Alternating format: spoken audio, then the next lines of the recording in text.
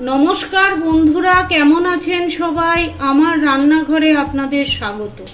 আমি আজকে সুজি করে দেখাবো।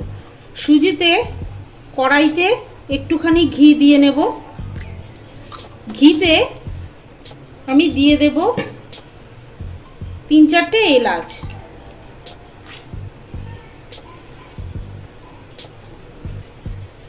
আর দিয়ে দিচ্ছি একটা তেজপাতা। এবার আমি সুজিটা এর মধ্যে দিয়ে দেব, দিয়ে সুন্দর করে ভেজে নেব।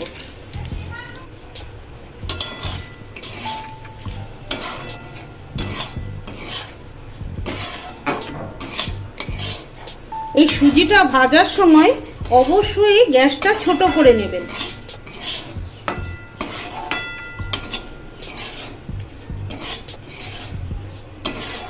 নাহলে সুজিটা কালো হয়ে যাবে।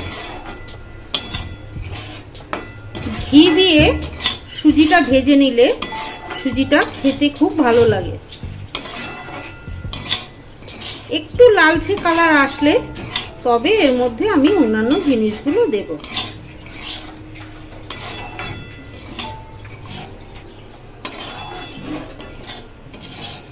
দেখুন সুজিটার কালারটা একটু লালচে হয়েছে, কিন্তু অতিরিক্ত ভাজলে আবার ভালো লাগবে না।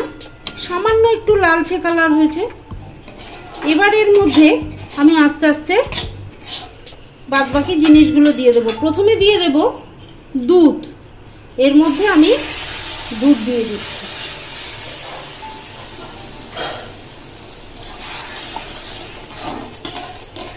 দুধের মধ্যে একটু জলও দিয়ে দেব, তাহলে এটা সুবিধা হবে।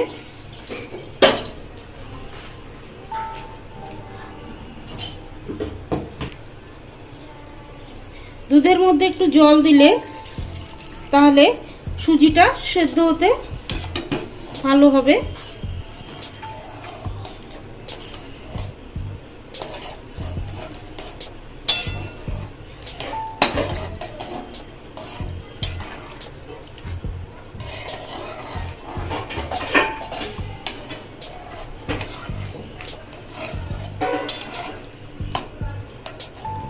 এবার এর মধ্যে আমি সামান্য একটু নুন দিয়ে দেব, একদম সামান্য, তাতে টেস্টটা ভালো হয়।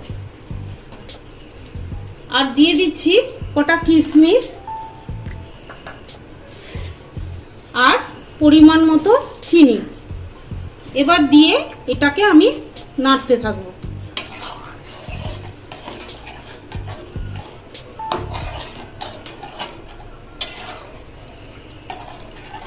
অবশ্যই দুধের সাথে একটু জল দেবেন, না হলে সুজিটা সেদ্ধও হবে না আর দলা দলা হয়ে যাবে।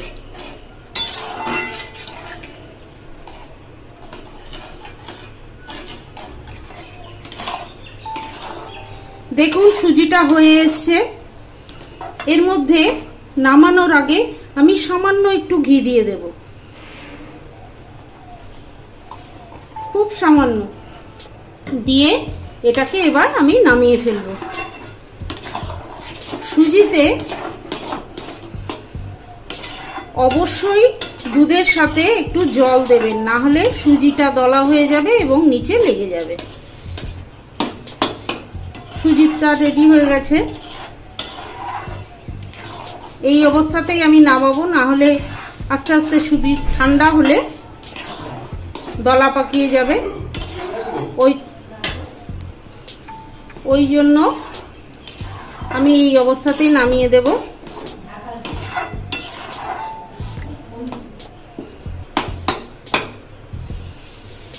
আপনারাও এইভাবে রান্না করে খান, আশা করি আপনাদেরও ভালো লাগবে। ভালো লাগলে চ্যানেলটিকে একটা সাবস্ক্রাইব করবার অনুরোধ রইল, লাইক শেয়ারের অনুরোধ রইল।